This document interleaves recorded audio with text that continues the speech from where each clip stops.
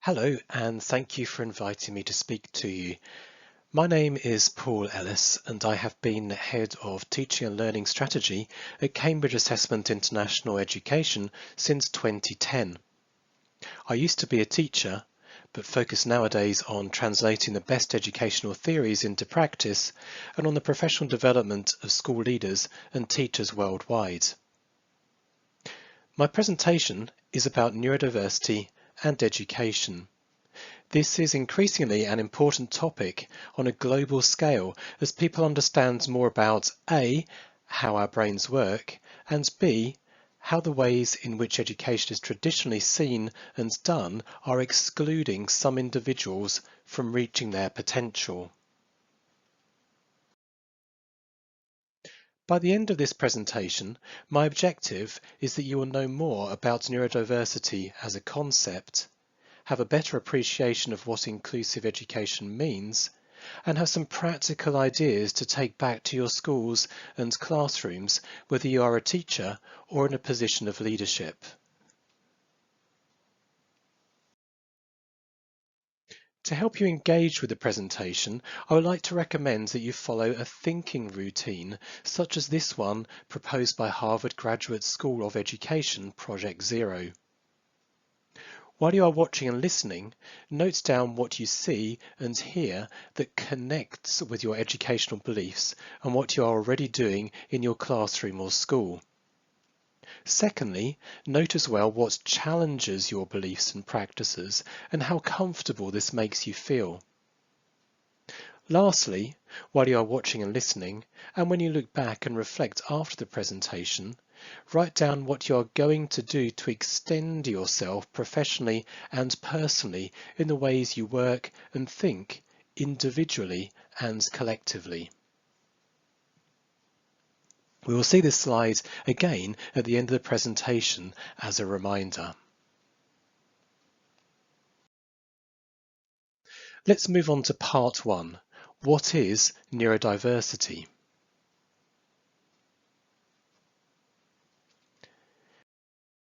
Neurodiversity might be a new word for you, or a word that you have previously heard but could not easily define. In basic terms, neurodiversity describes the different ways that we all think, move, hear, see, understand, process information, and communicate with each other. We live in a neurodiverse world where we have plenty in common, but where everyone is different. And it is our individual differences that make the world what it is and allow us to draw on each other's strengths, create more robust communities, learn from each other, and continue to survive and thrive. We are dependent on each other's differences to be who we are and who we would like to be.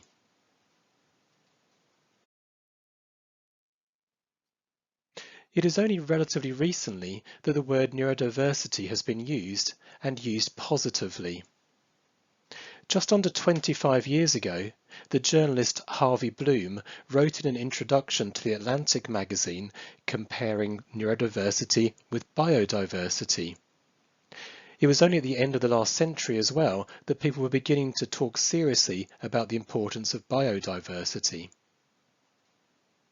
Harvey Bloom was referencing in particular people who work in high-tech industries, suggesting that a lot of innovations in computing couldn't have happened if people with certain types of brain were not in the workforce and collaborating, and that we should therefore be as inclusive as possible in education and in recruitment to allow everyone the opportunity to play a role in our futures.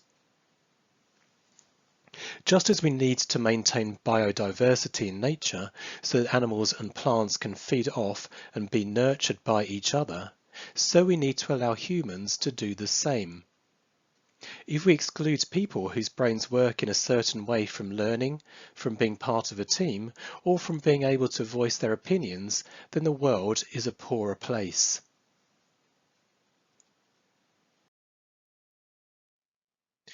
You may also hear or have come across the words neurotypical and neurodivergent.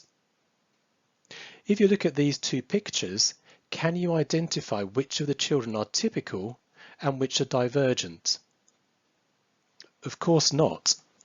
You might think that the young boy wearing big glasses and exploring molecules on the left is different or divergent because this is a stereotypical image of someone, like Einstein perhaps, who might be precocious. But why should his behaviour or interests be seen as any more unusual than the girls in the image on the right? Who decides what is typical and what is divergent? Often it is society or a group within society. Often it is the most dominant group or the most fashionable group. But what gives them the right to decide? Perhaps instead we should all accept that our world is neurodiverse and that we are all better at some things than others thanks to the ways our brain develops. On the other hand, it can also be useful to recognise that some people think, move, hear, see, understand, process information and communicate with each other differently to us, and to take this into account when we interact with them, teach them, and have expectations for how they will learn.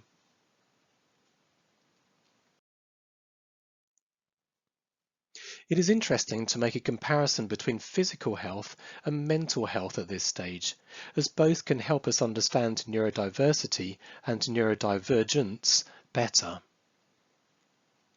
When someone has a problem with their physical health, it is usually diagnosed and treated quite quickly, and it is either possible to recover or to find a way to function again normally or with the aid of a prosthetic or other device.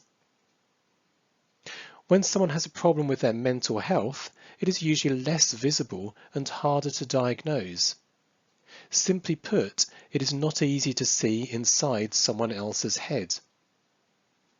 Whether or not an individual's mental health disorder is recognized, they often have to adapt, cope, adjust, and manage on their own or with limited support. The same is true for those whose brains diverge from what is considered normal in society. And we should remember as well that mental health difficulties can often be a cause of or result from neurodivergence, or can be due to the stage of someone's brain development. The most fundamental or primitive brain areas can be seen towards the bottom right of this image. Animals, for the most part, only ever partly develop the areas shown in the middle, although may have larger and more developed lobes than humans in some of the more primitive areas. Adolescents, by which we mean the age range from the beginning of puberty to around 25 years old, are still in the process of developing their parietal, temporal, and particularly their frontal lobes, and at different times. This explains why some behave more maturely than others, and can also explain why some young children may appear to have learning difficulties, whereas in fact they haven't yet reached that stage in the development of their brain. In other words, don't write off children too soon. They may simply not yet be ready to do what you are asking them to do.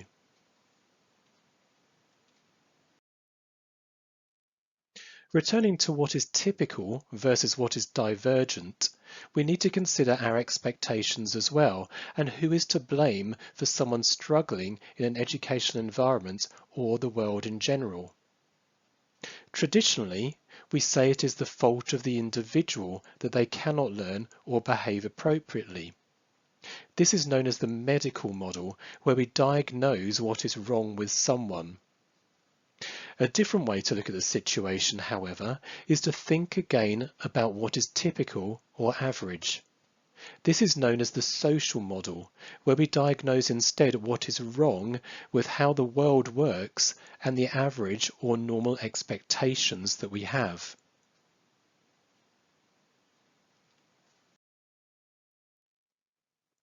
Here are 8 categories of what we refer to as presentations.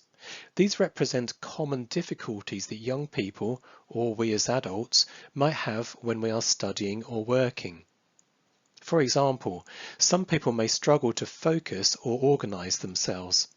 Others may find words difficult to read or speak or find arithmetic challenging. And here are 6 commonly recognized conditions that you may know of under the umbrella term of special or additional needs.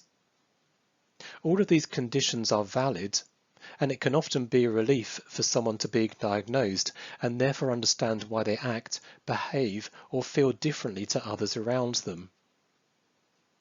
Note, however, that there is some negativity in the language shown here.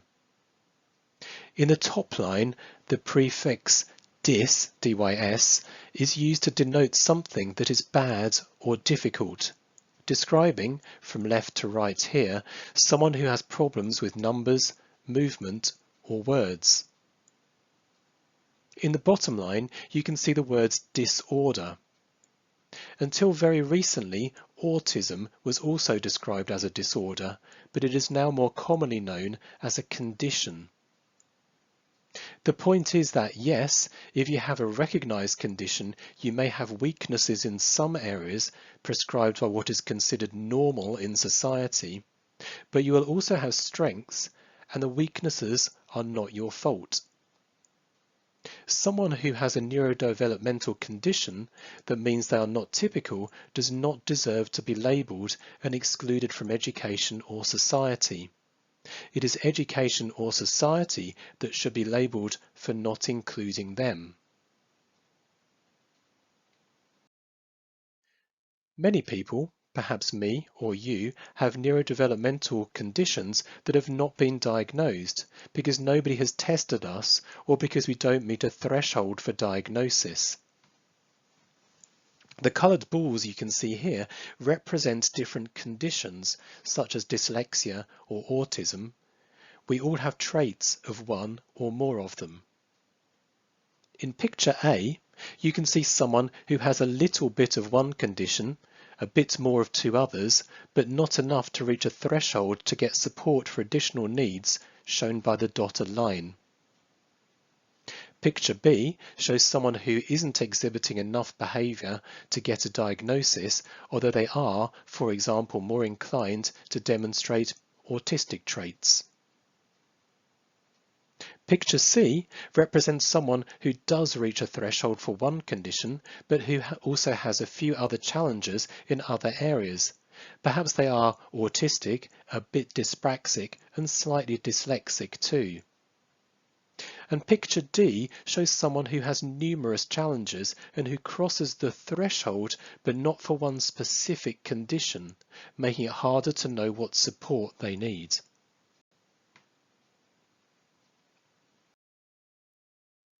Let's move on now to consider what is inclusive education.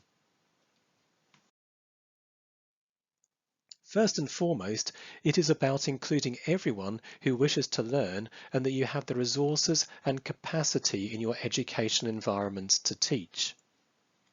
We must accept here, of course, that some children need so much support because of their physical or neurodevelopmental condition or disability that you will sadly not be able to accommodate them. That is why special schools and support exist outside mainstream education. Inclusive education is about more than just allowing students to access teaching and learning. It is also about allowing them to participate and make progress, easily remembered by the initials APP.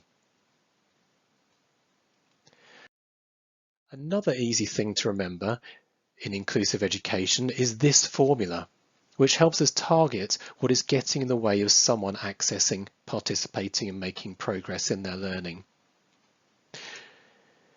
It is a formula first described by the former high-level tennis player Tim Gallwey, and one that is commonly used in the coaching of adults, in sport and in business.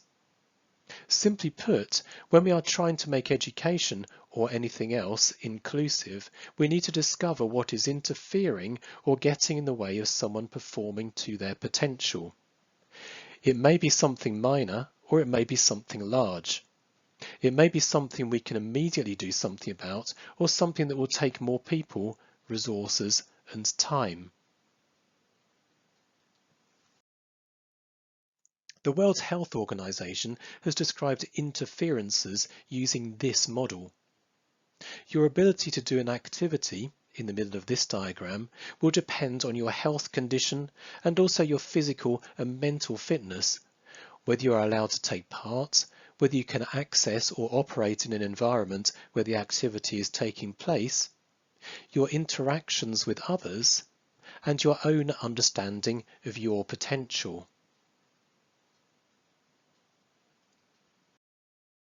This becomes even clearer if we consider Bronfenbrenner's famous ecological systems theory. Here we can see a child, or ourselves as adults, at the centre and affected by systems that operate concentrically around us, which may or may not be influenceable by us. A person's life can be impacted in various ways by their microsystem, their family, their school, their friends and community.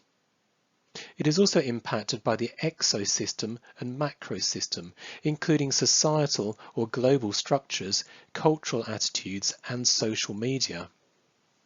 And it's important to remember as well that what is influencing or impacting on an individual, both positively and negatively, can change over time. Young people don't always realise this, and so their mental health suffers. In counselling them, it can be useful to help them visualise what their world can and will be like in a week's, months or years' time, so that they are less focused on the present.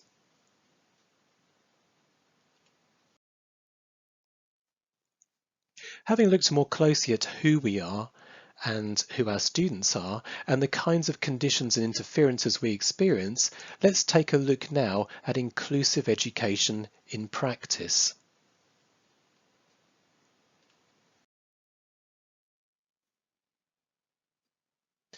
Many people think that the size of the problem is too large to cope with.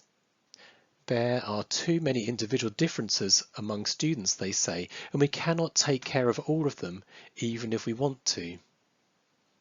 The good news is that first-class teaching, using approaches such as active learning, assessment for learning, and, in particular, metacognition, already supports inclusive education. This is sometimes known as Wave 1, as it means that well-designed lessons will, at the first attempt, ensure that the majority of learners have a positive, impactful learning experience.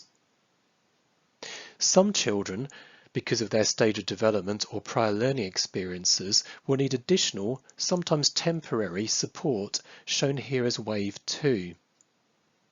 And some others, in Wave 3, will need dedicated support, which may include technological help or an adult assisting them personally on a regular basis. Notice also that it says Universal Design for Learning at the top of this slide. This is about designing learning and teaching and also assessment so that, again, as many students as possible can access, participate and make progress. It means that when you design a lesson or program of study, you should think about how to make it as inclusive as possible from the beginning, so that you don't have to make adjustments later for some individuals. The more students are involved in and take responsibility for their own learning, the better. But the teacher needs to facilitate and coach students to be able to do this, and also create a positive learning environment to enable everyone to succeed.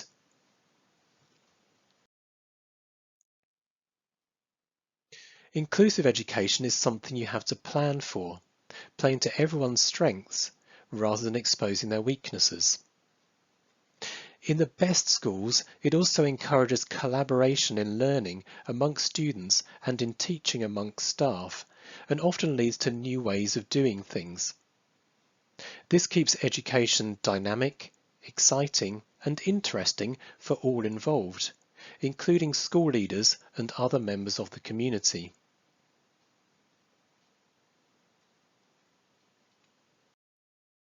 Inclusive education needs to be integral, building on the excellent practices you already have. You don't need to start from zero or become an expert to be successful.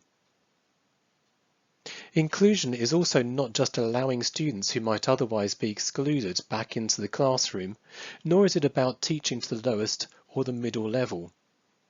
Inclusive education is beneficial for all. Nor should inclusive education be seen as a means to change people.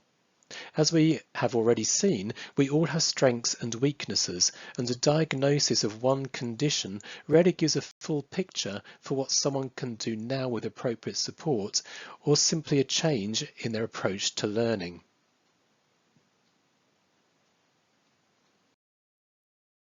If we follow the more modern and positive social model perspective on neurodiversity, we can instead look at patterns rather than labels and analyse how the ways in which we are teaching are interfering with any student's potential. The interference or barrier may be as a result of the environment in which they are learning or the type of resource they are using. For example, is a room too bright or too dark? Is a student too close to a window or heating system? Are they using the most appropriate paper, pens, or devices for their specific needs? The ways in which we are teaching them. How clear are the instructions we are giving? How well designed are the materials we are asking them to use? And the ways in which we are allowing them to show what they have learnt. Do they always need to write an essay, perform an experiment, give a presentation, or is there another way?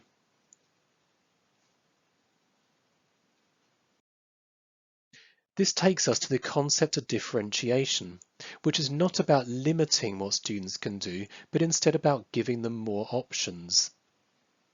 Differentiation is closely related to metacognition, where we invite students to reflect on how they plan to do tasks, monitor and evaluate whether the method they are using is the best one. This is often the key to unlocking what appear to be neurodevelopmental and also mental health problems. Some students get stuck approaching a task always in the same way, even if it doesn't work for them. They get demoralized and demotivated. As teachers, we need to facilitate their journey of discovery in learning, so they have alternative methods for approaching similar tasks, such as doing arithmetic or learning vocabulary in more than one way. Don't expect everyone to learn in the same way.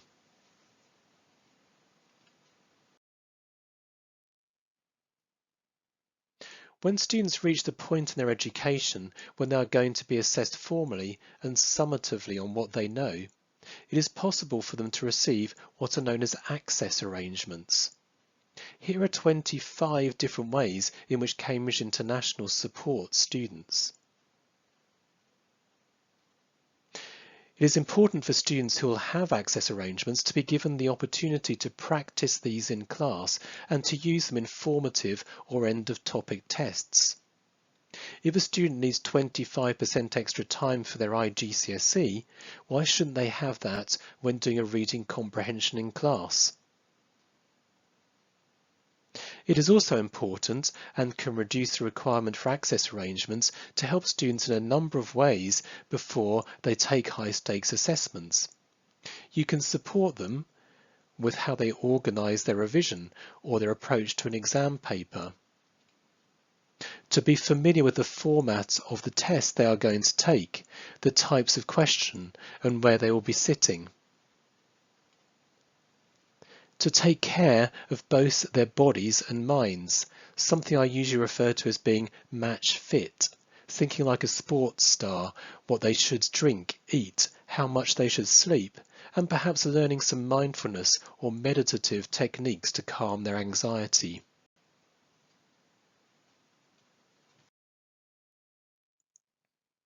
Here are 8 more ideas for how you can make learning more inclusive if you are a teacher. Help students see how one piece of learning relates to another, rather than presenting them in abstract and distinct from each other. Create a positive environment for learning where everyone can contribute safely. Don't always dictate where students sit, whom they work with, or how to solve a problem. Advise students on how to chunk something up so that it appears less daunting. Think carefully about how you tell students what to do. Don't only present information or instructions in one way. Talk less and listen more. And remember that many of us like to see how something is done rather than just have it described to us.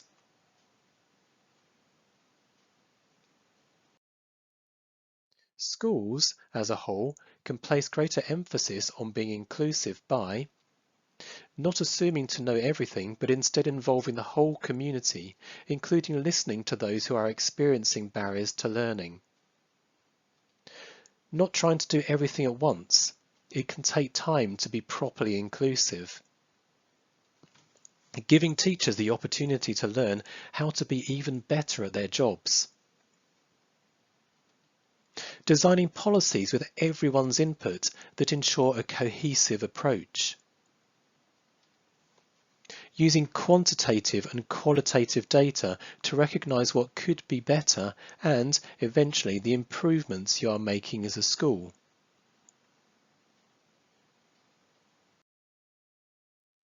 And one final but important point to make is that neurodiversity is not just about the students. It is also about teachers and school leaders. Consider, how inclusive are your methods for recruitment? Do you give prospective teachers and school leaders the maximum chance for success, or are you excluding some people through your application and interview process? When new staff join your school, what is your induction or onboarding program like? Is everyone made to feel welcome so that they have the best start possible? How do you continue to support staff whether or not they have diagnosed needs? Do teachers, new and more experienced, need adjustments to their classroom so that they can perform better? How inclusive are your staff rooms and staff meetings? Does everyone have their place and can everyone get involved, or is it only the most dominant? Do some teachers need help or more time in preparing lessons, perhaps with the use of technology? What are your school's expectations with regard to delivering assessments and reporting on how well students are doing? Again, do some teachers need support? It's okay if they do. And how inclusive are those in leadership or managerial positions? Do they understand and demonstrate best practice? Do they need professional development to update their views? To summarise, this presentation has been about how we can make teaching, learning and assessments more inclusive. We are not all packaged in the same way. Education is not a production line. Neurodiversity is about all of us and the connections between us. It is about the ways in which our brains work and develop. It is about some people needing some additional support sometimes. We need to explore with our students and with ourselves what is getting in the way of us reaching our potential. To what extent can we all access, participate and make progress in what we are doing? What barriers are we putting in the way? How well are we teaching and supporting students?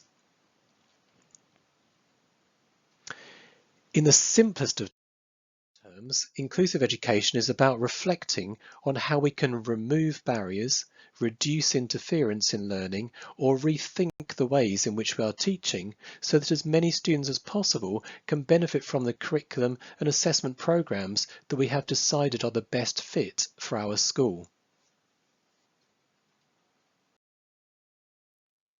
If you'd like to read more, at Cambridge International we have produced an education brief about inclusive education and written a series of blogs on how you can support students and yourself. These 2 QR codes should take you to the appropriate web pages. We have also designed, with the Cambridge Assessment Network, a course for teachers to help you understand the principles and practices of assessment. One of the 6 modules focuses on making assessment more inclusive. If I may, I'd also like to recommend 2 books I have co-authored. The first, which is already available and has received a lot of critical acclaim internationally, is, again, about the principles and practices of assessment and contains a chapter focusing on assessment for all. The second, which will be published next March, is all about neurodiversity and education. It is full of explanations about theory and practice and expands on much of what I have said in this presentation. Again, here is a QR code to take you to a web page to find out more. Last but not least, now is the time for you to reflect on what you have seen and heard and to note what has connected with what you already know and do, what has challenged your practices, and what you may now do differently as a result. Do so on your own and with your colleagues. Thank you again for inviting me to talk to you. I hope you have enjoyed the presentation. I wish you all the best in your ongoing professional development and education.